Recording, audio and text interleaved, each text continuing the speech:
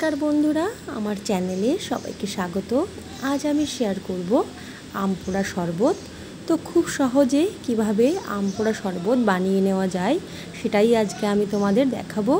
तो प्रथमेই देखो दुटो आमके धुए आमी भालो करे पुड़िये निচ্ছি। যেভাবে আমরা বেগুন পোড়াই ঠিক সেভাবেই এপিট ওপিট উল্টে দিয়ে লো ফ্লেমে আমগুলোকে ভালো করে পুড়িয়ে নিতে হবে। তার সঙ্গে আমি দুটো কাঁচা লঙ্কা দিয়েছি লঙ্কাগুলোকে পুড়িয়ে নেওয়ার জন্য। তো দুটো লঙ্কা আমি ভালো করে পুড়িয়ে নেব। তো আম আর লঙ্কা পুড়িয়ে নেওয়া হয়ে গেছে। এবারে আমি একটা পাত্রে নামিয়ে নিয়েছি। এবার ঠান্ডা হতে কিছুটা সময় দিয়েছি। যখন আমগুলো ঠান্ডা হয়ে গেছে এবারে আমের খোসাটা আমি আস্তে আস্তে ছাড়িয়ে নিচ্ছি। তো খুব সহজেই উঠে যাচ্ছে আমের খোসা। খুব ভালো করে কিন্তু আমার আমগুলো পোড়ানো হয়েছে। দুটো আমের খোসাই আমি ছাড়িয়ে নেব। তো বন্ধুরা আমার এই আজকের আম পোড়া শরবতের রেসিপি ভীষণ সহজেই কিন্তু তৈরি হয়ে যায় আর এই গরমের দিনে ভীষণই সুস্বাদু হয়। এটা যদি দুপুরবেলায় গরমের সময় খাওয়া হয় তো একদম আমাদের শরীর মন পুরো ঠান্ডা হয়ে যায়। তো আস্তে আস্তে আমি খোসাগুলো সুন্দর করে ছাড়িয়ে নিচ্ছি। দুটো আমের খোসা একই রকমভাবে আমি ছাড়িয়ে নিয়েছি।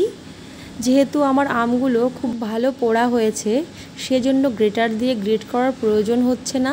আমি হাত দিয়েই চটকে এটার পাল্প বের করে নিচ্ছি। এবার দেখো আমের পাল্পটা বের করে আমি আটিটাকে আলাদা করে নিচ্ছি। তোমাদের আম পোড়ানোর পরে যদি একটু শক্ত থাকে তাহলে তোমরা গ্রেটার দিয়ে গ্রেট করে নিতে পারো। তো আমারটা খুব ভালো পোড়া হয়েছিল, ভেতরে একদম ভালো সেদ্ধ হয়ে গেছে, সেজন্য আমি হাত দিয়েই চটকে এটাকে মেখে নিচ্ছি। তো আমি একটা লঙ্কা দিচ্ছি, দুটো লঙ্কা দেব না। দুটো লঙ্কা দিলে বেশি ঝাল হয়ে যাবে, তাহলে শরবতটা খেতে ভালো লাগবে না। তো একটা লঙ্কাকেও ভালো করে থেতো করে মেখে নিয়েছি। এবারে দিয়ে দিচ্ছি ফ্রিজে রাখা ঠান্ডা জল। তো আমি পরিমাণ মতো ঠান্ডা জল দিয়ে দিচ্ছি। তোমরা ঠান্ডা জলের সঙ্গে বরফের টুকরো ব্যবহার করতে পারো। আমরা যেহেতু খুব বেশি ঠান্ডা খাই না সেজন্য শুধু ঠান্ডা জলই ব্যবহার করেছি। জলটা দিয়ে ভালো করে মেখে নিচ্ছি। মেখে নেওয়ার পর এর মধ্যে আমি দিয়ে দেব জল আর দেব 5 চামচ চিনি। তো আমি 4 গ্লাস মতো শরবত বানাবো সেজন্য 5 চামচ চিনি দিয়েছি, তাহলে একদম পারফেক্ট হবে। আর দিয়ে দিচ্ছি 1 চামচ বিট নুন।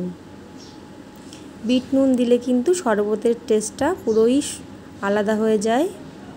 এবার চামচের সাহায্যে খুব ভালো করে গুলিয়ে নিচ্ছি। তো ভালো করে চামচের সাহায্যে গুলিয়ে নেওয়ার পর আমি ছাঁকনি দিয়ে সেঁকে নেব। তার আগে দিয়ে দিচ্ছি পাতিলেবুর রস। আমি একটা ছোট লেবুর অর্ধেক রস দিলাম। এবার আমি গ্লাসে গ্লাসে সেঁকে নিচ্ছি। তো সেঁকে নিলে আমের পাল্পগুলো আলাদা হয়ে যাবে, তাহলে খেতে বেশ ভালো লাগবে। তা না হলে আমের পাল্পগুলো মুখে পড়বে, খেতে ভালো লাগবে না। তো আমি গ্লাসের উপরে ছাঁকনিটা বসিয়ে দিয়ে এভাবে সেঁকে নিচ্ছি। তো বন্ধুরা আমার এই রেসিপিটা তোমরা অবশ্যই বাড়িতে ট্রাই করবে। আশা করি তোমাদের খুব ভালো লাগবে। এই গরমের দিনে একদম সহজভাবে আমি আজকে তোমাদের বানিয়ে দেখালাম আম পোড়া শরবত।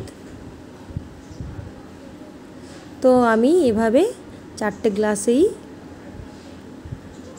আম পোড়া শরবত ঢেলে নিচ্ছি আর ভালো করে ছাঁকনি দিয়ে সেঁকে নিচ্ছি। দেখো একটা চামচের সাহায্যে নাড়িয়ে নিচ্ছি যাতে শরবতটা ভালো করে পড়ে আর পাল্পটা উপরে থাকে।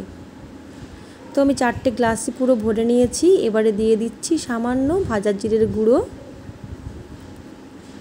সামান্য ভাজা জিরের গুঁড়ো দিয়ে একটু দিয়ে দেব পুদিনা পাতা আর লেবুর স্লাইস।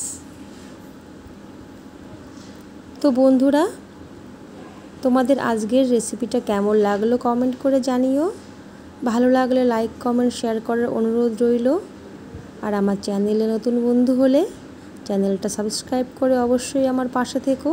সকলে খুব ভালো থেকো, সুস্থ থেকো।